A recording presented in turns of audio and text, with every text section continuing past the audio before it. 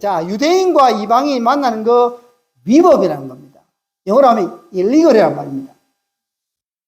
근데 이게 보통 위법이 아니라는 겁니다. 만약에 유대인이 이방인과 교제하면요, 유대인 사회에서 축출이 됩니다. 그냥 벌금 얼마 내고, 그냥 당신 며칠간 우리랑 못해, 이런 정도 아니고, 유대인이 이방인과 교제하면요, 그 즉시 당신은 그냥 우리랑 상관없어 라고 해버린다는 겁니다. 여러분, 어떤 그룹에서 제외된다는 거 굉장히 무섭고 두려운 일입니다. 두렵습니다, 여러분. 두렵습니다. 어느 집단에서 쫓김을 받는다는 것은요, 이거는 쫓겨난 사람만이 알 수 있는 두려움입니다. 두려움입니다. 이건 여러분 위법이다 그럽니다. 위법 누구 아냐? 나도 알고 당신도 안다 이 말입니다. 우리 둘 다 이거 위법인 것 알지 안다는 겁니다. 그래도 왔다는 겁니다. 그리고 왜 왔느냐 하면 하나님께서입니다. 하나님께서 아무도 속되거나 깨끗하지 않다 하지 말라 하셨기에 하나님이 야 이거는 아니야 너 생각 틀렸어라고 가 하나님께서 말씀하셔서 위법인 줄 알고도 왔다는 겁니다. 여러분 이게 성경에 기록되어 있으니까 그런가벼 하지만은요 여러분 세상에 법이 있습니다. 세상에 법 여러분 어겨보셨습니까? 그러니까 다 안 어겨보셨죠? 세상에 law가 있습니다. 법, regulation이 있어요. 그것을 하나님 때문에 어긴다는 건요 엄청난 용기가 필요합니다. 이전에 여러분 제가 굉장히 나이 많은 줄 알았는데 그렇게 나이 많지는 않습니다만요 어떤 일이 있었냐면요 한국에서 어떤 일이 있었냐면 주일날 공무원 시험을 쳤어요. 여러분 기억나십니까? 혹시 공무원 해보신 분 있습니까? 국가에 공무원 시험을 언제 쳤냐면 주일날 쳤어요. 주일날.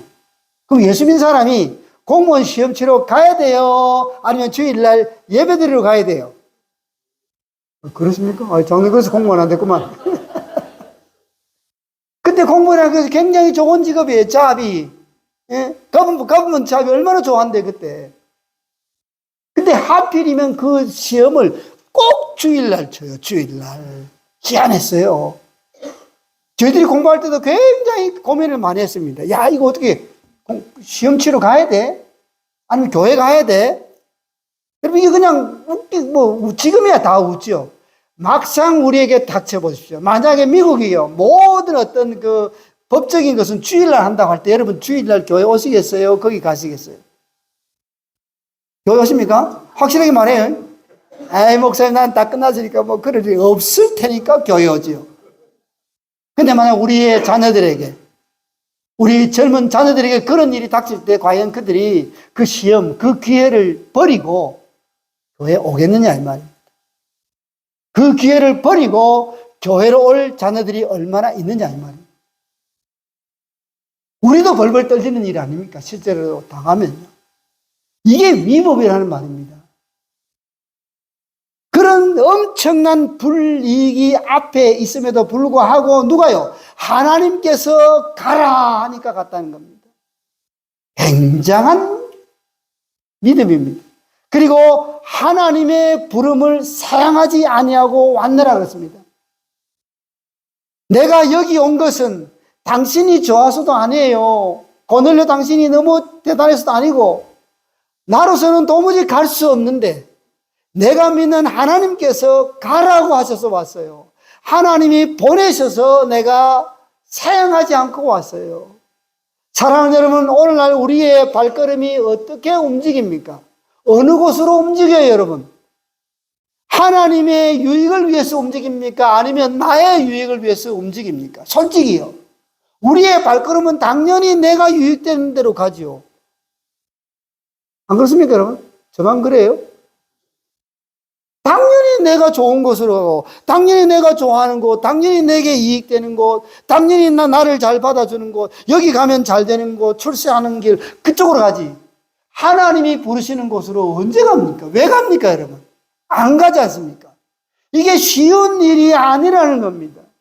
이게 정말 하나님의 은혜 아니면 하나님께서 강하게 붙들어주지 아니했으면 이 베드로의 발걸음이 고넬료를 향해서 나갈 수 없었다는 겁니다. 단순히 설교에 베드로와 고넬료의 만남이라고 정해 놓았으니까 어쩌다 보니 만난가벼 커피 한잔하러 모였는가 그 정도가 아니라는 겁니다. 서로가 정말 삶을 걸고 서로가 목숨을 걸고 안 된 줄 알면서도 만났다는 겁니다. 왜? 하나님이 만나라고 하니까요. 사랑하는 여러분, 오늘 예배당에 왜 오셨어요? 하나님 만나라요? 진짜입니까? 누가 밀었어요? 네? 안 나가면 뭐 벌금 받습니까? 여러분, 우리에게 이런 마음이, 우리에게 이러한 절박함이 있느냐는 겁니다. 절박함이 있느냐는 겁니다. 저는 선교지와 계속, 여러 세계 선교지와 계속 연락을 주고받기 때문에 이런 만남, 이런 예배를 드리는 이 지구상에 있는 많은 지역들을 압니다. 심지어 어떤 곳에서는요, 거기 만남을 갔어요. 예배하러 갔어요. 거기 만나서 예배 잘 드리는데 바깥에서 뭐 합니까? 불 질러버려요. 다 태워 죽여버려요. 그래도 그 정부가 눈 하나 깜짝 안 해요. 그리고 그런 뉴스 세계 안 나와요. 안 나와요. 그런 만남을 하러 갈 수 있냐, 이거예요, 우리에게. 정말 주님 앞에 나올 때 이 만남이 어마무시하게 위험하고 이 만남이 어떤 결과를 낳을지 모르는 그런 절박함이 우리에게 있느냐는 겁니다. 그럼에도 불구하고 나는 하나님을 만나러 가야 돼. 그럼에도 불구하고 나는 하나님의 말씀을 들으러 가야 돼 하는 그런 믿음이 우리에게 없다 이 말입니다. 어쩌다 보니 오고 대충 오고 뭐 당신 씹으려 보세요. 나는 듣나 맞나 이 정도의 마음이 우리의 마음이 아니냐는 겁니다. 목사님 혼자 목이 뭐 새든지 뭐 목이 쉬든지 뭐 아이고 그렇지 않느냐. 왜 우리에게 변화가 없느냐 이 말. 여러분 왜? 여러분 사람은요 하나님께서 창조하셨기 때문에 하나님의 말씀이 그 속에 떨어져야 변합니다. 그 외에는요 제가 얼마 뭐 구슬리고 제가 잘하고 제가 뭐 아양 떨고 그런다고 변하지 않습니다. 안 변합니다. 하나님을 믿는 믿음, 하나님의 말씀이 그 속에 떨어져야 그 사람이 비로소 변한다 이 말입니다. 하나님 제가 변하고 싶습니다. 안 변합니다. 하나님. 안 변하는 이유가 저 목사가 말하기를 하나님의 말씀을 들어야 된다는데 하나님 좋습니다. 내가 하나님 말씀 한번 듣겠습니다. 하나님 말씀 한번 듣고 죽겠습니다라는 그런 절박한 마음이 우리에게 있을 때 하나님의 말씀이 떨어진다 이 말입니다. 그 하나님의 말씀이 떨어지면 지금까지 우리가 경험하지 못했던 어마무시한 변화가 일어난다 이 말입니다. 눈이 달라져요. 세상을 보는 눈이 달라지고 가치의 기준이 달라지고 우선순위가 달라진다 이 말입니다. 세상 사람이 볼 때는 저 인간 미쳤구나 소리 든다 이 말입니다. 저 인간 저럴 인간이 아닌데 희한하네 이런 소리를 듣는다 이 말입니다. 왜 죄송합니다. 인간이라는 표현에서 죄송합니다. 세상 사람들이 그렇게 본다 이 말입니다. 저럴 이유가 없는데 저 사람 왜 저러지 이 말입니다. 사랑하는 여러분, 우리도 베드로와 고넬료가 만나는 그 심정으로 우리가 예배 시간에 만났으면 좋겠습니다. 자, 고넬료가 베드로를 부른 이유를 설명합니다. 왜 불렀냐? 그러니까 하나님이 당신을 청하라 하기로 내가 사람 보냈습니다. 하나님이 부르라고 했다는 겁니다. 자, 왔으니 이제는 뭐냐? 주께서 당신에게 명하신 모든 것을 듣고자 누구 앞에? 하나님 앞에 있나이다 라고 했습니다. 지금 하나님 보입니까? 안 보입니까? 안 보여요. 누가 보입니까? 베드로만 보여요. 베드로를 세워놓고 고넬료가 무엇을 기대하냐면 베드로 개인을 만나는 것이 아니라 베드로를 통해서 말씀하시는 하나님, 그 하나님의 말씀을 듣고자 모였다는 겁니다. 참 대단하다는 생각이 듭니다. 대단하다는 생각. 하나님 앞에 있나이다. 여러분 지금 저 앞에 있습니까? 하나님 앞에 있습니까? 진짜입니까?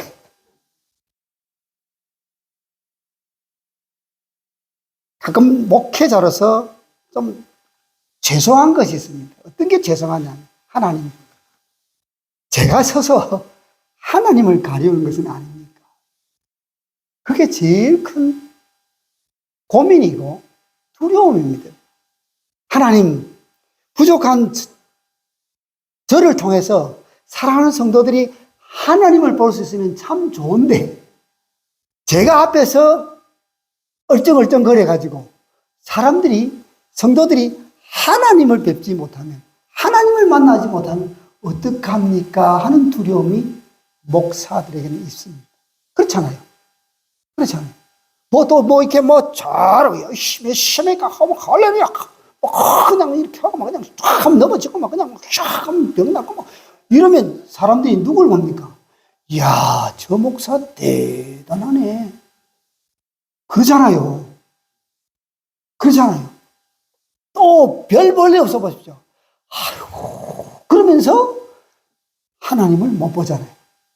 잘해도 하나님을 못 볼 확률이 있고, 못해도 하나님을 못 볼 확률이 있고, 어쩌란 말입니까? 이런 두려움이 있다는 겁니다.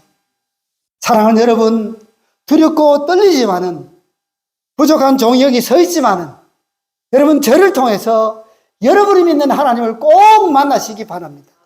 저를 통해서 여러분을 향해서 계속해서 말씀하시는 그 하나님의 음성을 들으시기를 바랍니다.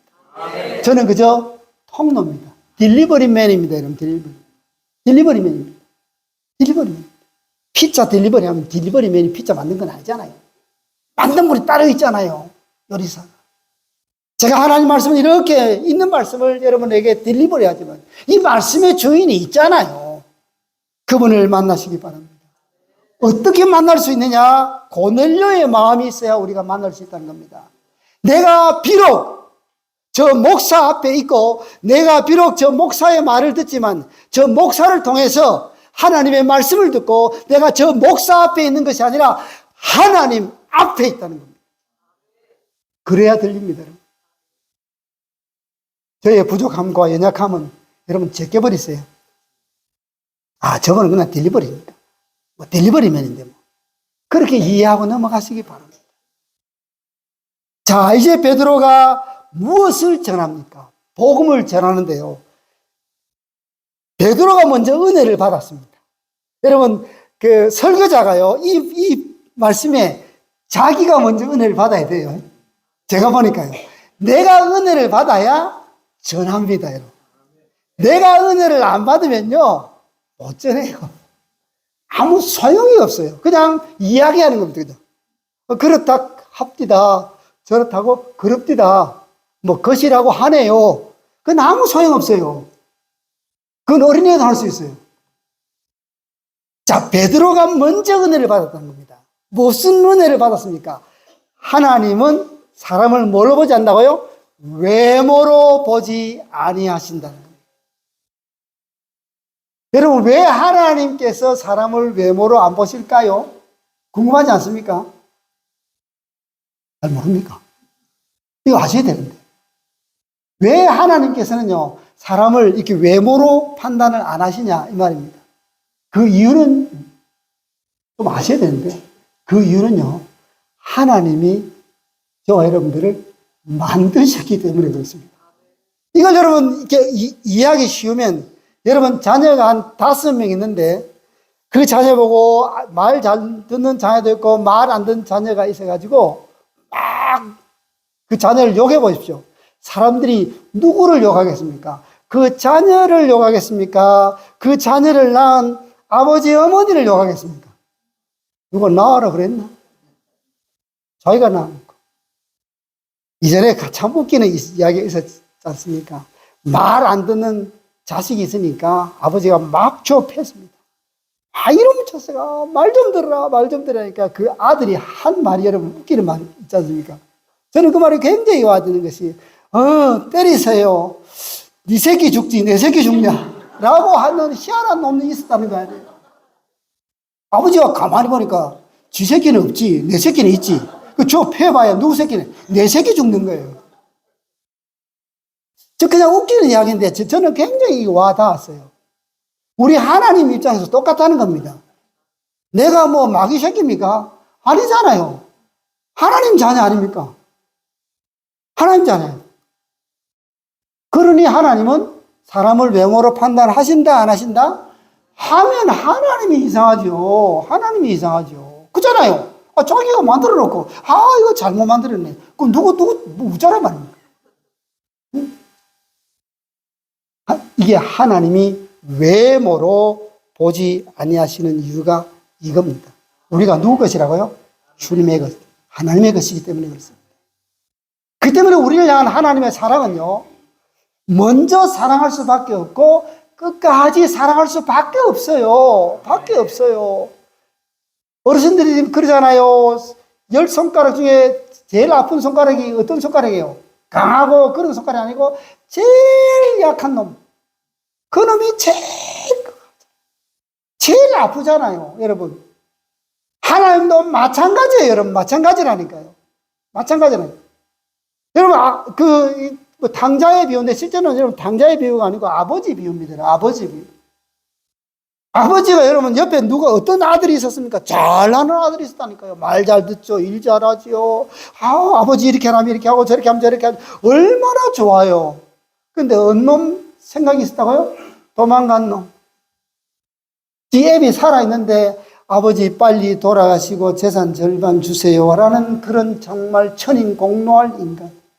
자식 같지도 않는 놈.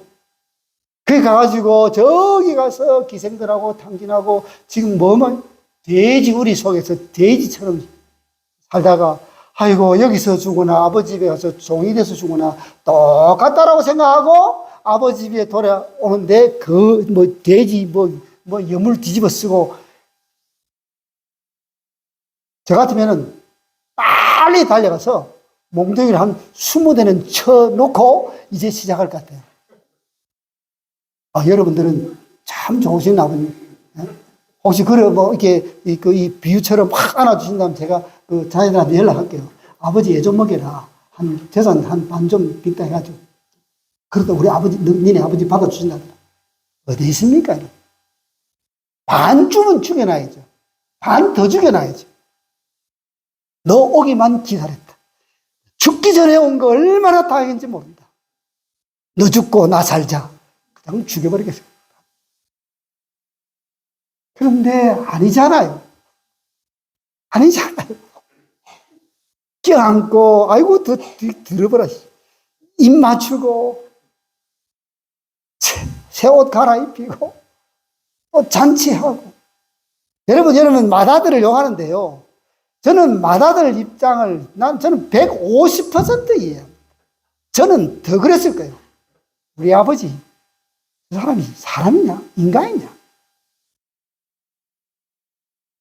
어떻게 자기 죽기를 바라는 자식이 돌아왔는데, 잔치? 안 갔다 그러잖아요, 잔치. 나도 안 가요. 열받아서 가겠어요? 잔치에 가가지고 음식이 입으로 들어가겠어요? 속에서 볼볼 끓는데. 우리 아버지. 왜 그랬을까요? 자기 자식이죠. 자기 자식이죠. 이게 외모로 취하지 아니한다는 겁니다. 그리고 각 나라 중 하나님을 경외하며 의를 행하는 사람은 다 받으신다. 다 받으신다. 부족하고 연약한 저와 여러분도 다 받아주셨다는 겁니다. 그래서 이제는 그런 너 앞에 내가 뭘 잘하냐? 화평의 말씀, 기적적인 역사의 증인이 되고 부활하신 주님을 목적한 사람이 우리들이고 예수는 재판장이 되실 것이고 정말 예수의 이름만이 죄사함을 얻을 수 있다는 정말 복음의 그 엑기스, 그 중심을 다 다 전해줍니다. 다 전해줍니다. 비로소 그런 마음이 있으니까 복음이 들어갈 수밖에 없다는 겁니다. 우리의 마음문이 꽉 닫혀 있으면 아무리 좋은 복음이라도 들어가지는 않는다는 겁니다. 좋습니다. 하나님 말씀해 오십시오. 제가 한번 들어보겠습니다. 마음을 열 때에 하나님은 왕창 복음이 들리도록 해 주신다는 사실입니다. 이 복음이 고넬료에게 들렸습니다.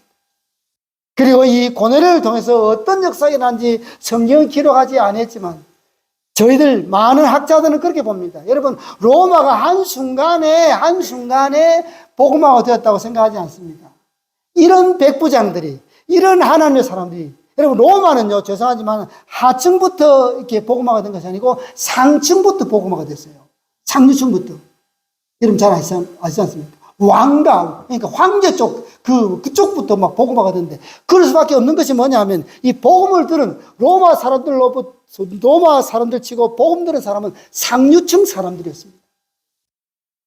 그 사람들이 1%, 2%는 안 됐는데 결국 로마를 기독교 국가로 만들어버렸지 않습니까? 그 배경 중에 한 사람이 저는 이 고넬료다, 그렇게 생각합니다. 어떻게 이 만남이 무슨 별 볼 일 없는 만남이지 않을까라고 하는데 천만의 말씀이라는 겁니다. 하나님이 이 고넬료 한 사람을 통해서 그 로마라는 그 시대를 지배하는 그 로마를 변화시킬 준비를 하셨다는 사실입니다. 사랑하는 여러분, 우리가 말씀을 한번 정리하겠습니다. 나는 하나님 말씀을 들을 준비가 되어 있느냐는 겁니다. 여러분, 우리 마음속에 하나님의 말씀을 들어야 산다는, 내가 사는 길은 내 귀에, 내 심령에 하나님의 말씀이 들어야 내가 제대로 살 수 있다. 여러분, 우리 인생 장담하지 마시기 바랍니다. 여러분, 제가 왜 한 주는 이렇게 멀쩡하게 걷다가 한 주는 왜 절뚝절뚝 걷는지 아십니까, 여러분? 모릅니까, 여러분? 모릅니까? 여러분들 위해서 그러는 거예요. 아멘. 아까 우리 오집사님 아멘 하더니 이제는 아멘 안 하네. 제가 아픈 것이 여러분, 저를 위해서 하는 것이 아니고 여러분들에게 경고를 주기 위한 겁니다, 여러분. 별로 안 놀랐어요. 에이, 목사님 혼자 아프세요. 우리까지 나만 왜 아파야 돼요, 여러분? 내가 더 여러분보다 더. 한순간이더라고요. 오늘 걷다가 내일 못 걸을 수도 있어요. 우리 조장로님 제가 통화했거든. 아침에 멀쩡하게 잘 걸으시다가 오늘 넘어지셔가지고 얼굴에 상처가 나서 예배당에 못 왔어요. 우리 조장님이 아침에 걸으시면서 나는 넘어져야지, 오늘 아침에 넘어져야지, 넘어지고 교회 안 가야지, 그러고 가서 넘어졌을까요? 조금 더 제 마음을 위해서, 조금 더 건강한 몸으로 내가 열심히 운동해서 더 하나님 앞에 더 나가야지, 그런 마음으로 운동하셨을 거라고 저는 확실해요. 제가 드렸거든요. 그리고 기도해 드렸습니다.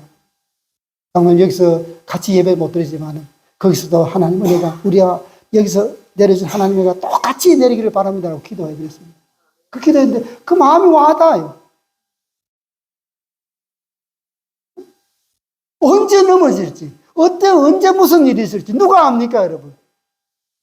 그 대표적인 본보기가 저 아닙니까, 여러분? 사랑하는 여러분, 이렇기 때문에 우리는 주 앞에 나올 수 있을 때, 하나님께서 은혜 주실 때, 나올 환경이 될 때, 나와서 뭐 한다고요? 하나님의 말씀을 들어야 된다는 겁니다. 하나님, 내 인생에 얼마 남지 않았는데, 내가 이 강건한 몸으로 주 앞에 나올 날이 얼마 남지 않았는데, 이 남은 생애 동안 하나님의 말씀 듣고 살아가게 해달라고 기도해야 됩니다. 하나님 말씀을 통해서 내가 뭘 해야 됩니까? 예수 그리스도가 누구인지를 분명히 알아야 된다는 겁니다. 나와 예수님과의 관계가 어떤 관계인지를 알아야 된다는 겁니다. 내게 유일한 구원자는 예수 그리스도시요, 내 삶을 분명하게 판단하실 분은 예수 그리스도 한 분밖에 없다는 겁니다. 여러분, 사람들 평가에 연연하지 마시기 바랍니다. 사람들은 자기가 보고 싶은 거 보고요, 자기가 듣고 싶은 거 듣고요, 자기가 말하고 싶은 것만 말합니다. 객관적인 사람은 이 세상에 한 사람도 없습니다, 여러분. 거기에 휘둘릴 필요 전혀 없습니다, 여러분. 그 사람은 그렇게 말하는 거예요. 우리를 온전하게 판단하고 재판할 수 있는 분은 나는 산 자와 죽은 자의 재판장 되시는 예수의 증인이다 라고 했습니다. 우리를 판단하실 분은, 나를 판단하실 분은 주 예수 그리스도 한 분밖에 없다는 이 믿음 가지고 누가 뭐라고 해도 당당하게 이 땅을 살아내야 된다 이 말입니다. 나 혼자만 그렇게 살 것이 아니라 나는 내가 만난 예수님의 증인으로 살아가야 된다는 사실입니다. 여러분, 가슴 속에 한 분씩 마음에 품고 기도하시기 바랍니다. 여러분, 교회 사람들 많이, 그게 아니에요. 오늘날 이 시대에 하나님을 알고도 믿지 않는 사람들이 너무 많은 이 시대에, 알고도 주께로 나오지 않는 사람들이 너무 많은 이 시대에 우리는 예수의 증인으로 날 봐라, 갈보리 교회를 보세요, 하나님 계시지 않아요 라고 말할 수 있어야 된다 이 말입니다. 한 사람이라도 더 건지고 주께로 가야 될 것 아닙니까? 안 되면 여러분 기도하시기 바랍니다. 하나님, 나는 다리도 아프고 갈 수도 없고 그렇지만 하나님, 내가 아는 그 사람은, 그 가족의 식구는 안 갑니다. 하나님 어떻게 하실랍니까? 여러분 간절하게 매달리시기 바랍니다. 그리할 때 우리는 예수의 증인으로 살아갈 수가 있다는 사실입니다. 우리 만남은 우연이 아니고 하나님께서 준비하시고 예비하신 것을 기억하시고 만남을 통해 역사하시는 하나님의 크신 은혜를 받아 누리는 여러분 되시기를 간절히 바랍니다. 기도하겠습니다.